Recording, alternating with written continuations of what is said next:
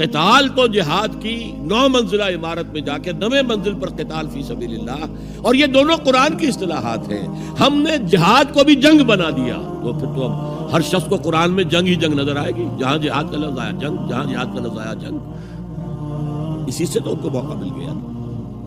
اے نبی، آپ ان کافروں کی باتیں نہ سنیں، نہ ان کے باتوں میں آئیں، چاہے وہ صاف انکار کر رہے ہیں اور چاہے وہ کوئی مصالحت چاہتے ہیں کہ محمد کچھ نرمی دکھاؤ، کچھ ہماری مانو، کچھ اپنی منوا لو۔ یہ تم نے جو کل پیدا کر دی ہے، گھر گھر لڑائی ہو رہی ہے، اولاد ماں باپ سے جدا ہو گئی، بہن بھائی سے جدا ہو گیا، شوہر بیوی سے جدا، بیوی شوہر سے جدا، جو کہتے ہیں کہ a house divided amongst itself cannot stand۔ ہمارا تو تم نے قبائلی جو ہمارا روب تھا وہ ختم کر دیا دنیا میں۔